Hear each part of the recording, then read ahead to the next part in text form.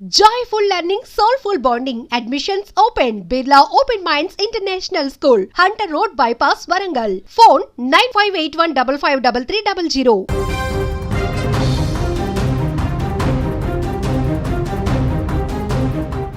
గంటలు రోజులు వారాలుగా మారుతున్నాయి. కానీ చిన్నారి జ్ఞానేశ్వరి ఆచూకీ మాత్రం దొరకడం లేదు. ఆ తల్లిదండ్రుల కన్నీరు ఊరంతా కమ్ముకున్న ఆవేదన చూస్తుంటే గుండె తరుక్కుపోతోంది. పాప ఎక్కడికి వెళ్ళింది? ఎవరైనా ఎత్తుకుపోయారా? లేక ప్రమాదవశాత్తు ఎక్కడైనా చిక్కుకుందా అనే ప్రశ్నలు ఇప్పుడు అందరినీ వెంటాడుతున్నాయి. గత వారం రోజులుగా పోలీసులు, గ్రామస్తులు, బంధువులు అందరూ కలిసి గాలింపు చేపడుతున్నారు. ప్రతి మూల, తోటలోని ప్రతి చెట్టుని, ప్రతి దారిని జల్లెడపడుతున్నారు. అయినా చిన్నారి జాడ ఒక్క అడుగు కూడా ముందుకు పడడం లేదు. దీంతో పోలీసులు సరికొత్తగా టెక్నాలజీని నమ్ముకున్నారు. ఇందులో భాగంగానే పెంపుడు కుక్కను రంగంలోకి దించారు. కుక్కకు అత్యాధునిక GPS ట్రాకర్ను అమర్చి తోటల్లోకి వదిలారు. కుక్క ఏ దారిలో వెళ్తే ఆ దారిలో చిన్నారి ఆనవాళ్లు దొరుకుతాయని అంతా ఆశపడ్డారు. గాలింపు మొదలైన కొద్దిసేపటికే కుక్క పరిగెత్తడం చూసి అందరూ ఊపిరి పీల్చుకున్నారు. సమీపంలోని తోటలు, ప్రధాన రహదారిలో కుక్క వేగంగా కదిలింది. అయితే ఆ ప్రయత్నం కూడా చివరికి నిరాశతోనే ముగిసింది. అడవుల వైపుగా వెళ్తుందని అనుకున్న ఆ కుక్క తోట అండ్ దారిలో అటు ఇటు తిరుగుతూ కొద్దిసేపటికే ఇంటికే చేరుకుంది.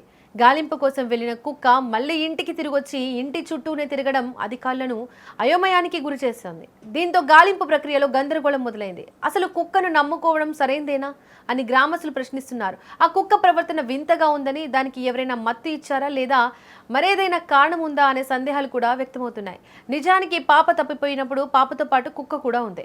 పాప తప్పిపోయిన 2 రోజుల తర్వాత కుక్క ఇంటికి వచ్చింది. దీంతో కుక్క పాపతోనే ఉందని అందరూ అనుకుంటున్నారు.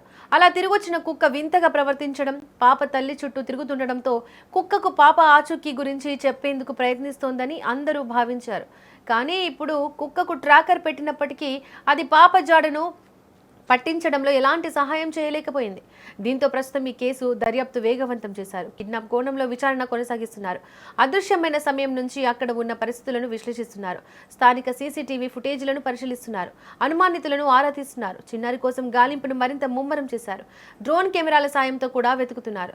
ఇంట్లో వాళ్ళంతా చిన్నారి వస్తుందని ప్రతిక్షణం ఎదురు చూస్తున్నారు. ఊరు మొత్తం ఒకటే ఆవేదనతో ఉంది.